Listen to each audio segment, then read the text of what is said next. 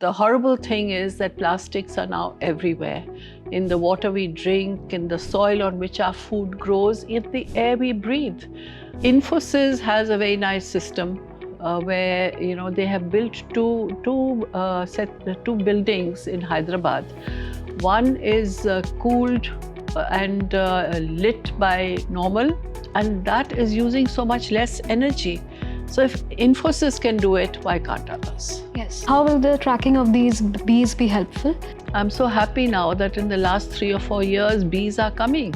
That means my atmosphere is better. Yes. That means that my plants are happy because more pollination is going to take place. Ma'am, in India also actors should do this because people in India are crazy about Bollywood. Instead of Pan Bahar and Pan Parag being advertised, Truly, let's do this. That even a newborn child takes in the smoke of 11 cigarettes a day. It's the mango season, and if you see mangoes which are absolutely yellow, they have been injected with certain chemicals, most likely. India has double the number of hands to solve the problem also. Yes. Hello everyone, I'm Radifa Kabir, a science and health journalist at ABPLIVE. And today we have with us a very special guest. Hello ma'am, welcome to ABPLIVE. We have Miss Karuna Singh, who is the Regional Director Asia at earthday.org. Ma'am, can you please tell us a little bit about Earth Day? Sure, it's a pleasure being here and discussing these things with you. I am with earthday.org. I'm the Regional Director for Asia. This organization grew out of the first Earth Day, which was on 22nd April 1970. And today, 54 years later, it engages with over 150,000 organizations in some 192 countries to take the environmental movement forward. Every year, this is the organization that announces the Global Earth Day theme. And for this year, the theme is Planet versus Plastics. Yes, ma'am. We had interviewed you on the occasion of Earth Day too. Yes. Yes, ma'am. It was a lovely interview. Thank you. And ma'am, can you please tell us what advancements have taken place post Earth Day? What steps has the organization taken post Earth Day? So Earth Day is just about a month away. What was very, very nice this year to observe was that people spontaneously observed it. I think everyone has realized that plastics are a menace today, that we have to reduce their production, we have to reduce their use, we have to go in for biodegradable options, and we have to make people aware. I think that is what is very, very important, that we have to make everyone aware of the negatives of plastics. It's sad that this material, which really is very useful, takes so long to degrade. And that is why it's going to stay on Earth sometimes for 500 years, polluting it in the meantime. And the horrible thing is that plastics are now everywhere. In the water we drink, in the soil on which our food grows, in the air we breathe. There are scientific studies that have come about which show that plastic is even there in the breast milk, which is very, very worrying, really. Yes, ma'am. So I'm glad that I am here with ABP to give the message forward, because you have such a wide viewership. So it would be wonderful that people become aware of why we say that we have to reduce plastics. Yes, ma'am. Recently, there was a study in which microplastics were found in human and canine testes. Yes. So that is very worrying. Of course, they're going to shift the hormones. It's going to be, a radical shift in human beings.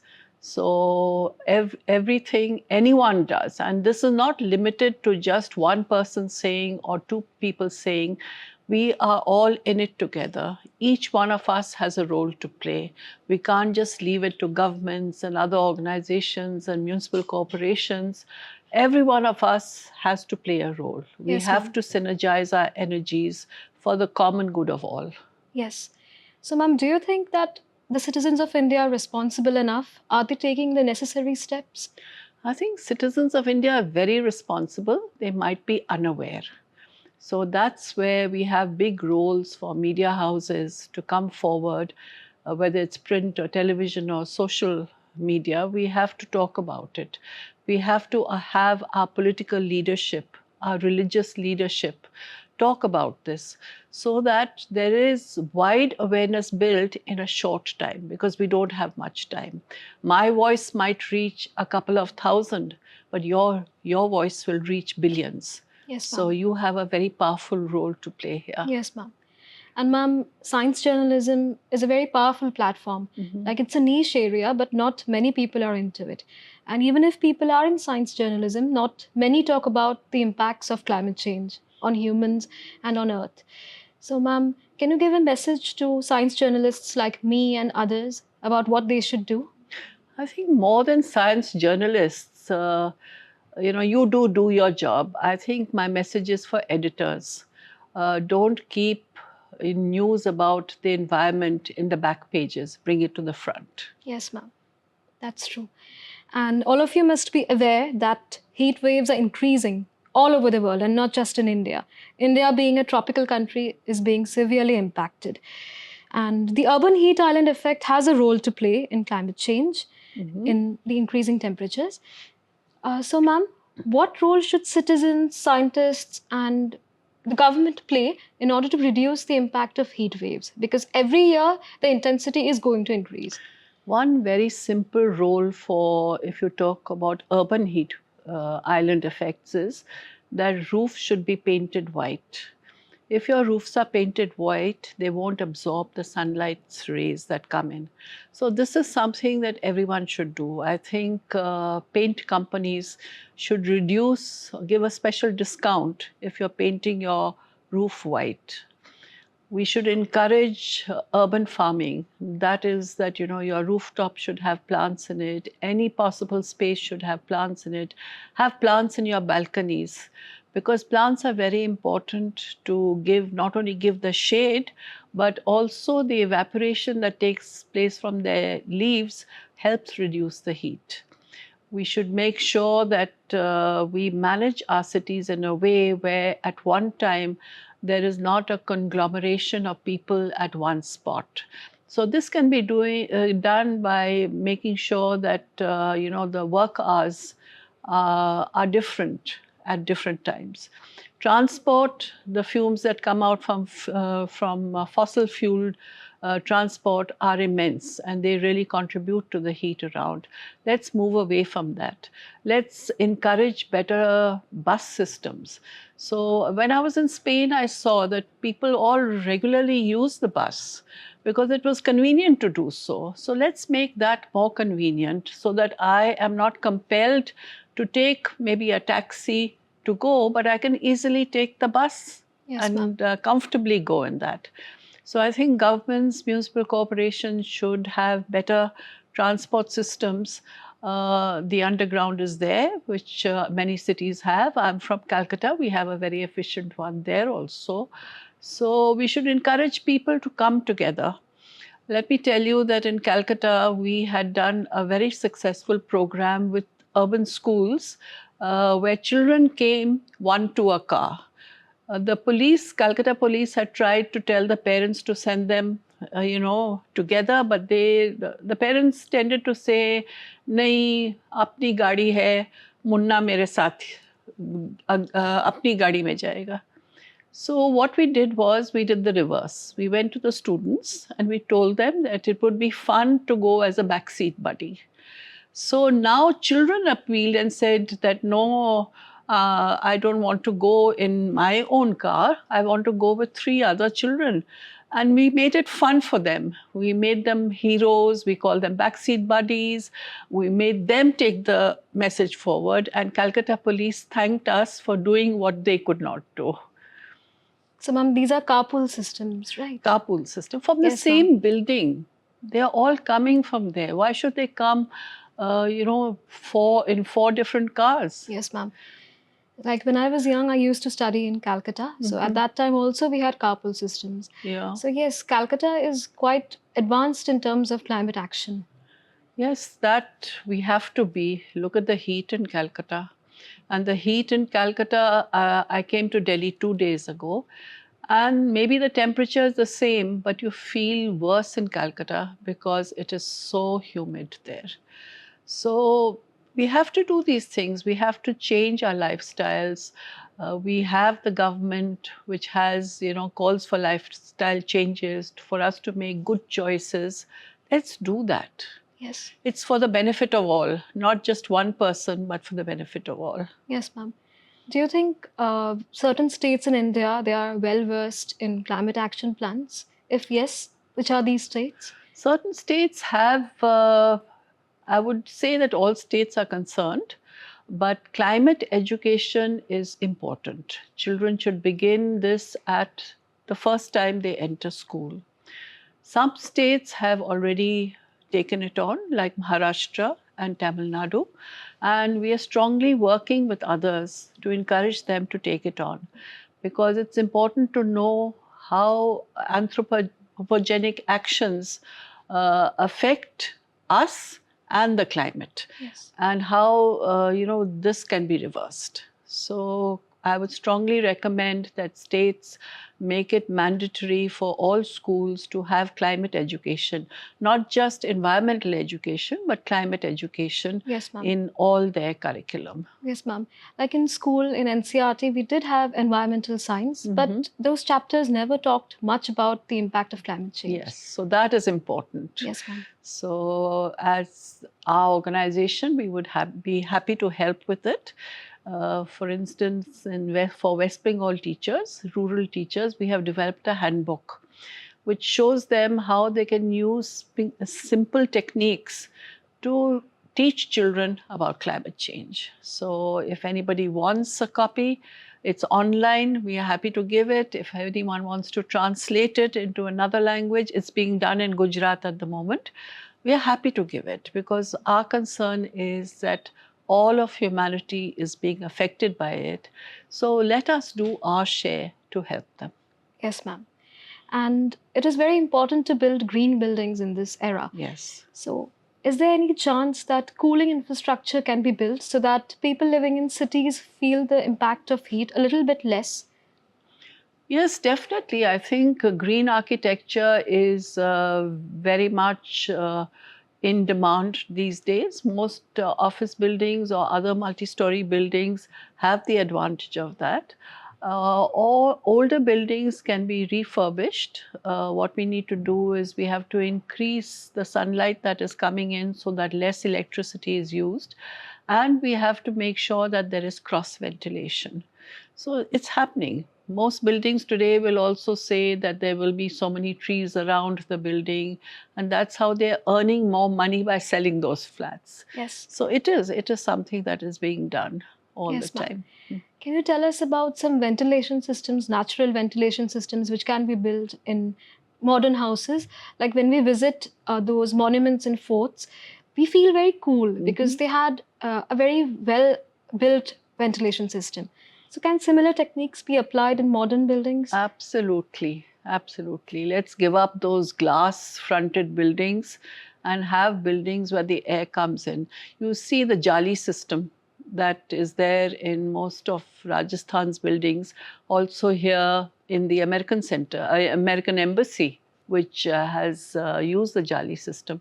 That allows air to come in, and at the same time, it allows privacy. You can't really look into it. So that is a fantastic system to use. I'm told that in Tamil Nadu, there are tiles which you put on your roof, which cools the roof down. So let's do that. That is a system you can do. Modern systems are good for the West, where you need to keep the heat in.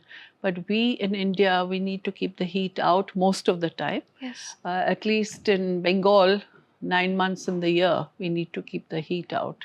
So let's develop those systems and see how it goes from there. Let me tell you that in history, we know of systems of old buildings. You're talking about ancient buildings. The Red Fort had a fantastic system to cool itself. The air underground remains at 26 degrees centigrade.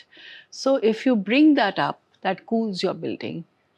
From earthday.org, we have published ebooks that talk about these examples for others to follow.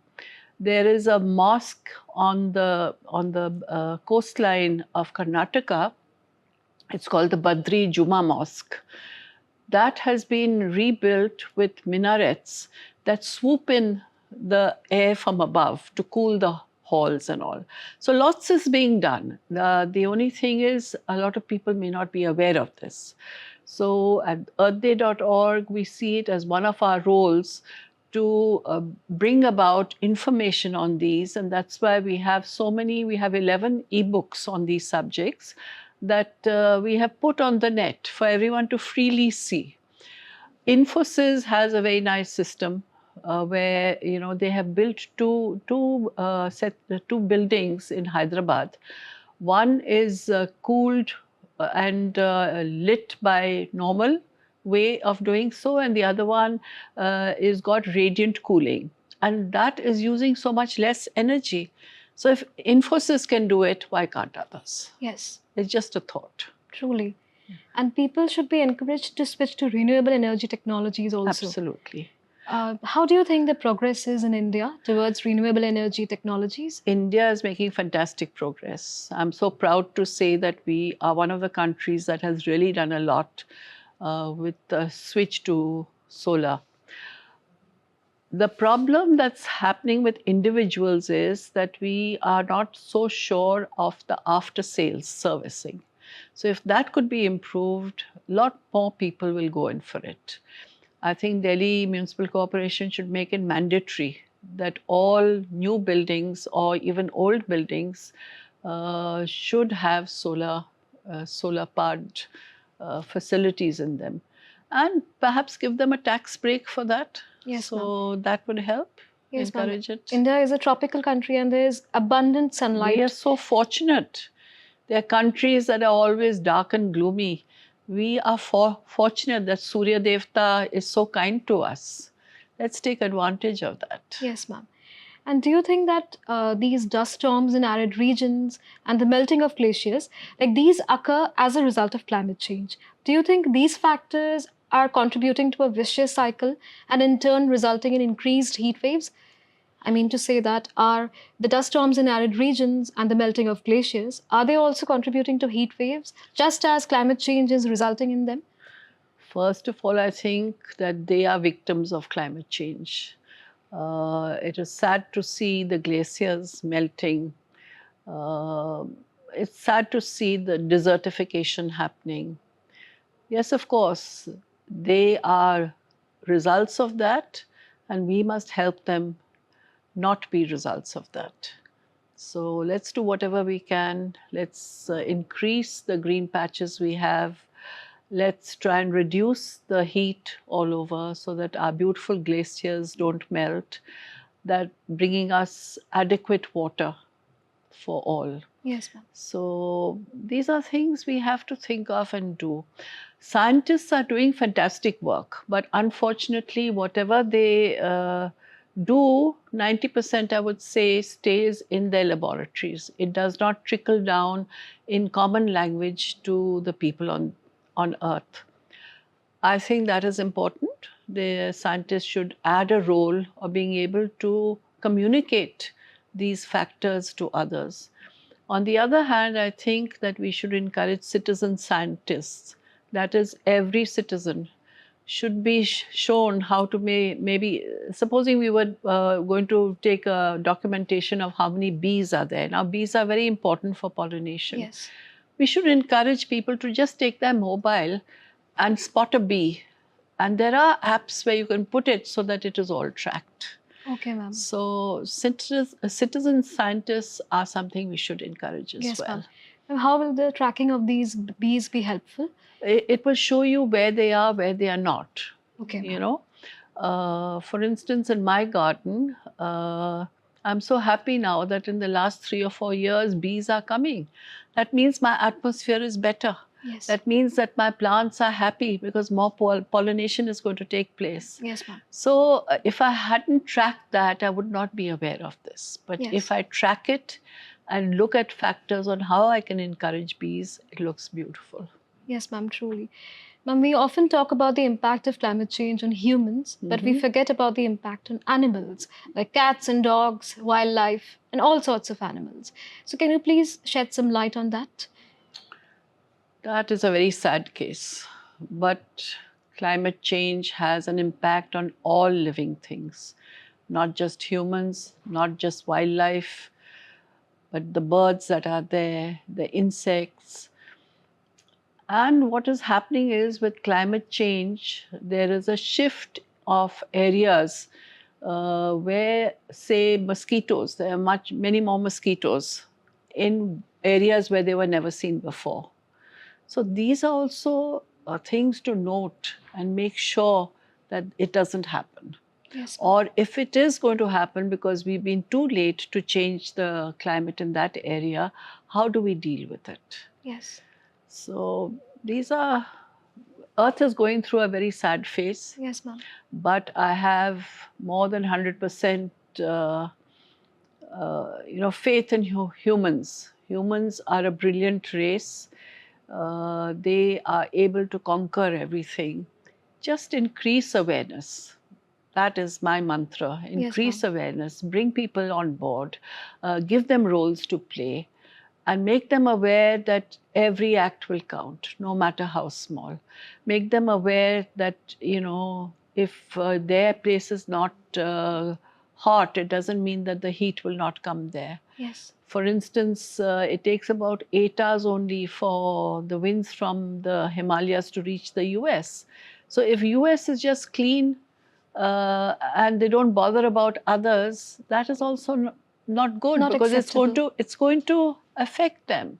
I tell people, do it for your own selfish reason. Don't do it for the betterment of me, but do it for yourself. Yes. I say, don't even think of future generations. Yes. Think of yourself Yourself. first. So these are things that we have to do. I think communicators, I would like to repeat again, have a very strong role to play Yes, in ma'am. this. And just And like vaccine deniers, there are climate change deniers also. So yeah, of that is a course. very risky situation. Well, we have to just content with that. There will always be people who will, oppose anything. But so long as they're not the majority, it's okay Yes, ma'am. that people have their views. Yes, ma'am. But I think that certain people in the government also, they also deny climate change. They say that we are the ones who are changing and not the climate. So when authoritarian people, when people who are at a good authority, they themselves deny climate change, then what will the common people learn? I think leadership doesn't do that. So as long as the leadership is good, the leadership is aware, there will be a few exceptions, doesn't matter. We Yes, will ma'am. be able to convince them soon. And if we don't, the heat that is happening will convince Will them. convince them. I Yes, think ma'am. that is one of the most brilliant communicators we have, because we kept saying that, the climate is heating up, but now it's upon us. Now they are suffering. Now they're thinking twice. Yes, ma'am. So this has been a great communications strategy, if I may call it that, where we are all inundated by such hot weather. Yes, ma'am. And ma'am, as you know, the Paris Agreement, which was signed in 2015, they aim to keep the global temperature rise to 1.5 degrees Celsius above pre-industrial levels. But now that level has been breached many times. And now they're trying to make efforts to keep the global temperature rise below 2 degrees Celsius. So ma'am, do you think we are almost reaching the point of no return? I am more optimistic. I think that we will be able to lower the temperatures. With joint efforts, we will be able to do so. Yes, ma'am. So that it's important for everyone to be motivated. Absolutely. Absolutely. And so, there are a lot of religious sites who have come forward to doing this. For instance, we appealed to them that you be the examples for others, because there are thousands of devotees that go there. So I'm glad to say that major religious sites like the Golden Temple, Badrinath, Kedarnath, Tirupati, Sankat Mochan, and many, many others, they have taken the step to have banned plastics. So I really would like to thank them for doing so. They are, the examples that all their devotees will follow. Yes, ma'am. Siddhivinayak temple uses only solar energy for their prasad. That they look how much fuel they are saving with that. Yes. Fossil fuel. Truly. So if they do it, others will also do it. Yes, ma'am. So I think it's everyone's responsibility, but because time is short, we need those with mass appeal to do Yes. it. We need actors to come forward. We need cricketers to come forward. Yes, ma'am. You know that if one Amitabh Bachchan says something or somebody else says something, how many others will follow that? Yes, truly. So they need to do that. Yes, ma'am. Otherwise, look, Shah Rukh Khan is in suffering from, Hospitalized. in Ahmedabad from heat Yes. stroke. So So this maybe should be Shah a Rukh lesson Khan, for people. yes, maybe Shah Rukh Khan can come out and say that I'm going to help people understand that increasing the heat levels, adding to the increase in heat levels is bad. Yes. I hope he does that. Yes, ma'am. I wish him well and speedy recovery, and I hope that once he's well, he will make this message for others. Yes, ma'am. And Hollywood actors like Leonardo DiCaprio and Yes. Mark Ruffalo, Yes. they are good advocates of climate Absolutely, change. absolutely. In fact, Leonardo is part of our global advisory.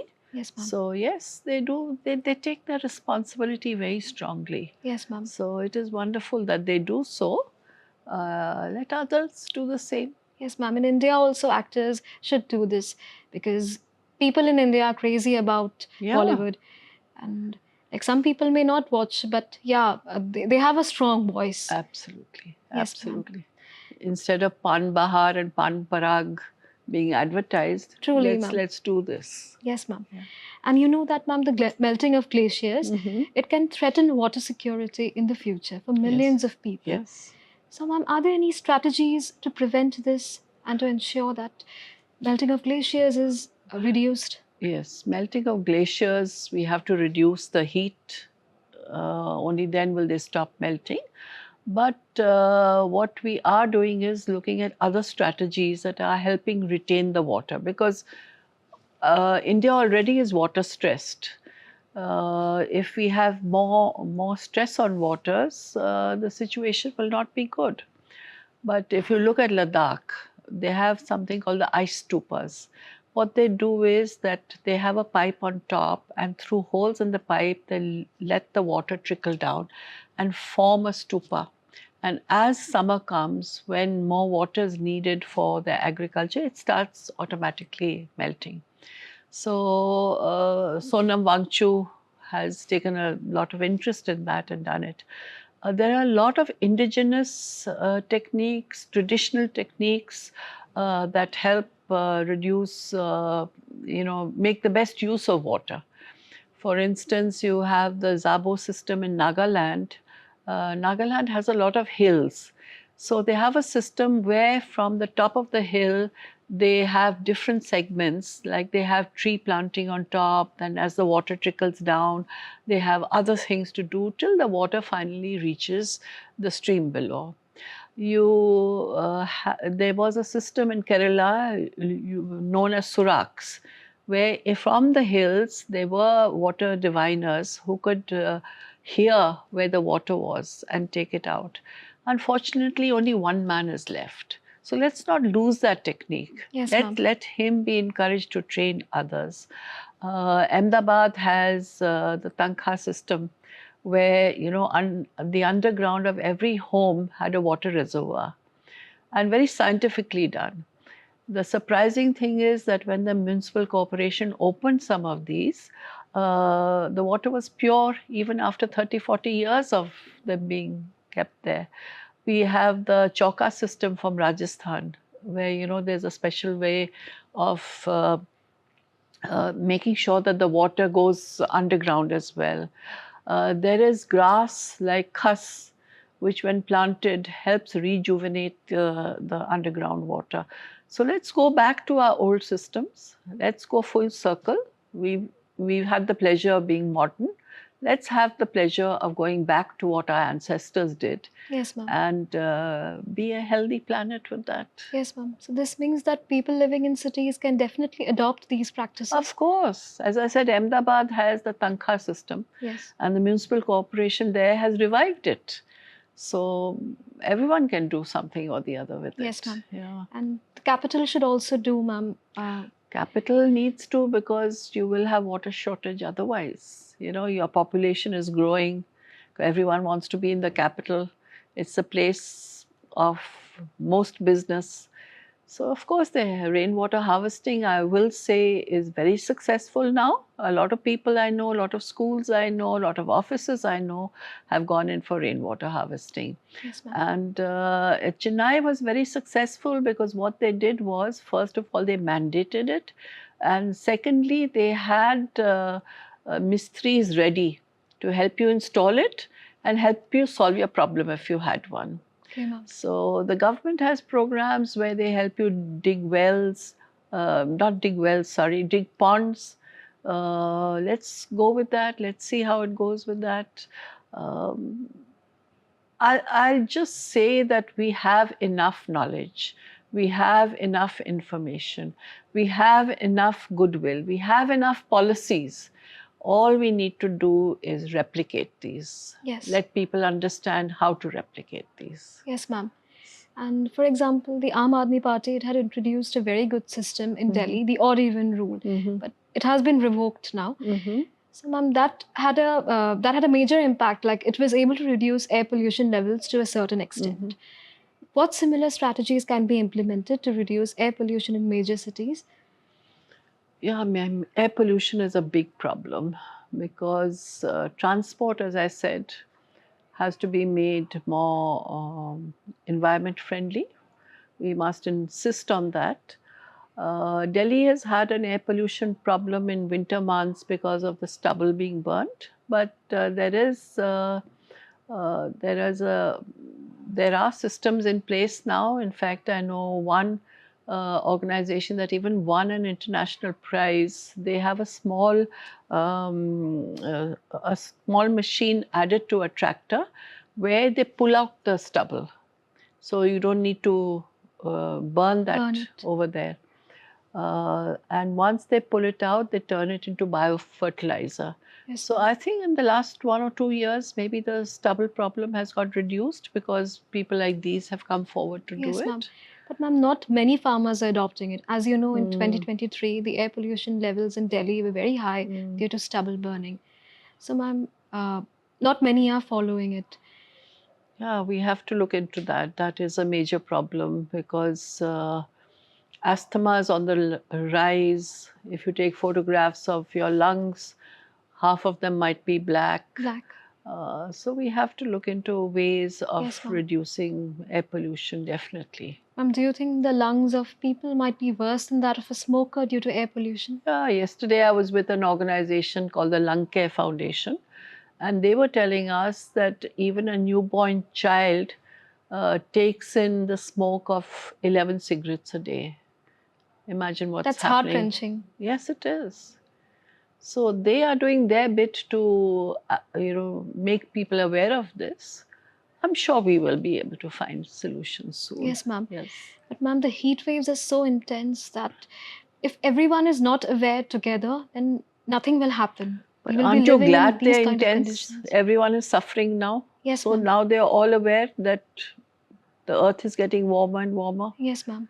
I hope the intense heat waves of this year will galvanize action, so that next year Yes, we ma'am. will see so many more trees planted, so many more plants in homes, and maybe more roofs that are painted white. Yes, ma'am. For it. Yes, so we will do it. Yes, ma'am, hopefully, because there's no other option. Yeah. I have great hope for humanity. I strongly believe that human beings are able to adopt measures that will lead to benefits. Yes, ma'am. It's just a question of bringing about action through awareness. Yes, ma'am. Ma'am, during our last interview, you had said that the coastal regions, they are going to be affected the most due to Yes, climate change. yes. So, ma'am, how do you think the vulnerable communities should build resilience towards climate change? One thing is by increasing the mangrove plantations, and our organization has helped plant 2 million mangroves in the Sundarbans region. Now, mangroves are an amazing plant because one, they are a bioshield for the tropical cyclones that are coming back, and in the recent years we've seen more intense and more numbers of these Yes, ma'am. cyclones. These mangroves bind the soil as well.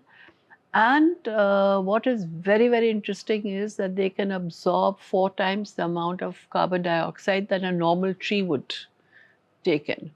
So, mangrove plantation, glad to see that the ministry has announced something called Mishti, Yes, ma'am. which is another initiative for increasing mangroves. So, we will increase these, and we will hopefully do it. Yes, ma'am. And ma'am, India is an agricultural country. Agriculture is also impacted due to Yes. climate change. So, what resilient crops should farmers start devising? Should scientists start? Should scientists start building certain seeds, designing certain seeds, special seeds, and should farmers change their practices Yeah. so that their crops are more climate resilient? I think my advice would be that scientists should show the farmers how terrible it is to use chemicals in their farming. Yes, ma'am. I think that if you go back to nature-based solutions, that is the best.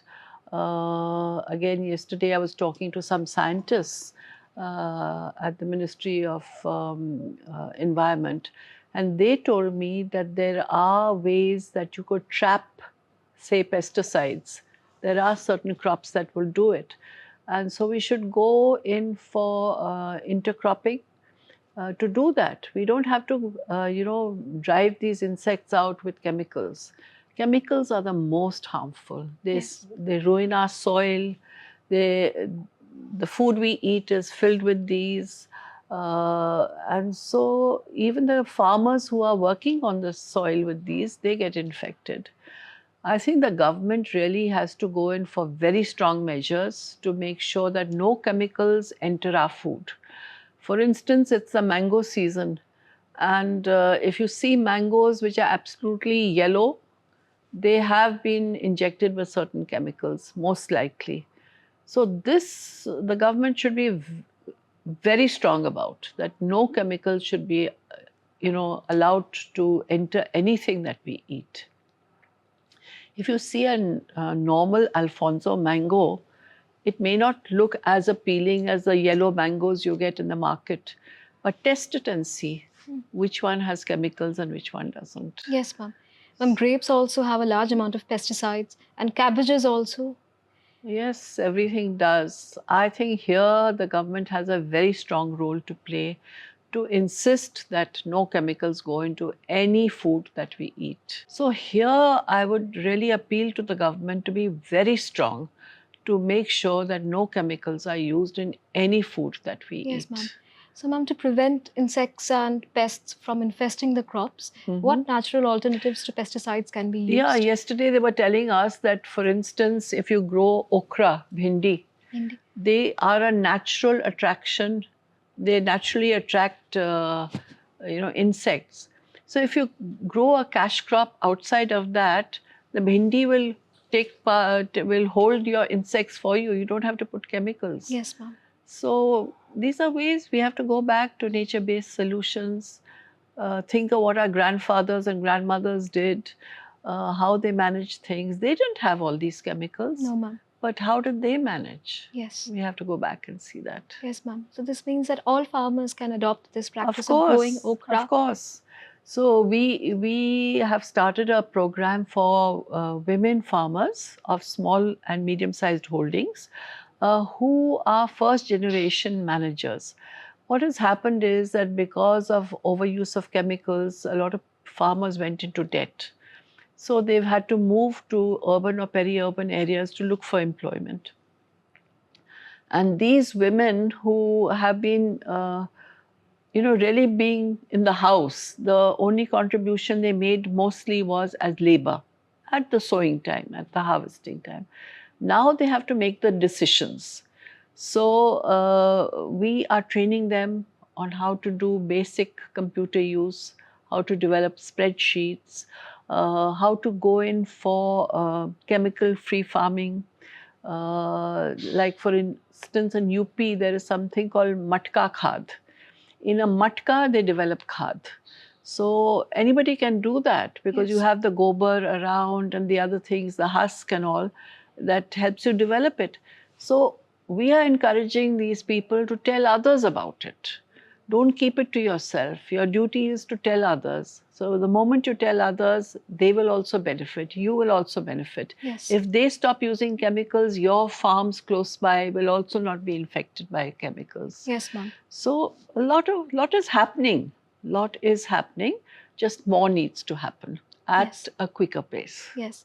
And farmers in which states are adopting these practices according to you? Everyone is doing it, but we have particularly worked in UP and Maharashtra, where we have done this. We saw in Kerala also there's a way of growing a special rice there, where first they allow the seawater to come in. They do shrimp farming there, and then the shrimp that is left that becomes the fertilizer, and then they grow rice on it, and then the rice stubs are not taken out. Those become the fertilizer for rearing shrimp. So it's a fantastic system to Yes, do. ma'am. All we have to do is show others how to do it. Yes.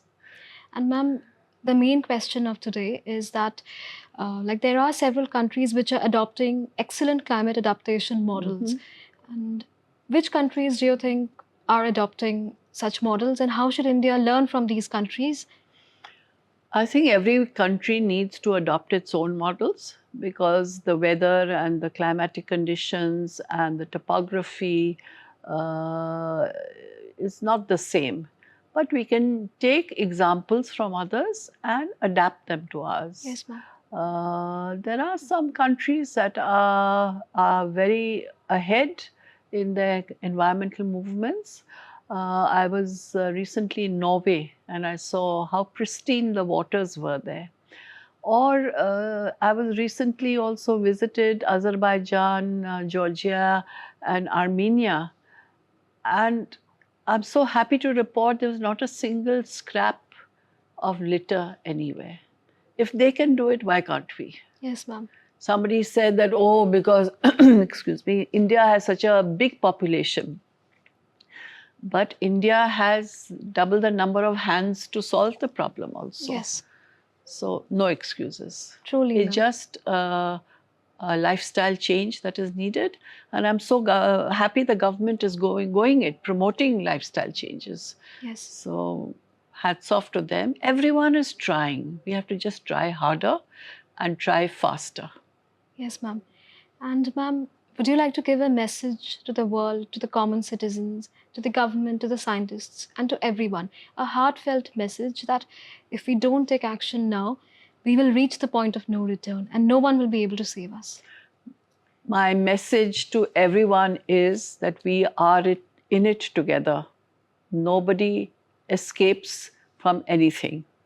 So let's all do our bit. And no action is too small. Even if you repair the leaky tap in your home, that is a very good contribution towards ending climate change. So please do it. Please go ahead and do it. Children, make your parents do it. Teachers, make the children do it. And companies, make your employees do it. Let's all do it together. It will benefit all. The earth has no boundaries in the air that we have above. Can we hold it? No, today it's swirling here, tomorrow it's swirling somewhere else. Neither do the waters. So let's do it for the good of all. Thank you so much for the Thank interview, you. ma'am. Thank you for having me here. And I really think that you are doing a great service to humanity by bringing about such broadcasts that will appeal to everyone and make them aware. Not scare them, but make them aware that we have to do it now. Otherwise, I don't even want to visualize the future. Yes, ma'am. As a science journalist, I would like to appeal to the world that this interview should be an eye-opener for you. You must have heard several interesting points laid out by ma'am. And if you don't take action now, then not only will your future generations be affected, but you also will be impacted. Your health will be impacted severely. Not only will you suffer from heat strokes, but also from other diseases like depression, anxiety, and neurodegenerative diseases, because heat waves are severely impacting your entire body and all your cells. Not only heat waves, all forms of climate change, all the impacts of climate change are having a terrible impact on your body. So if you don't take action now, if you don't think about the earth now, which is your home, then no one will be able to save you. That is why I appeal to you, I request you that please become aware. Thank you.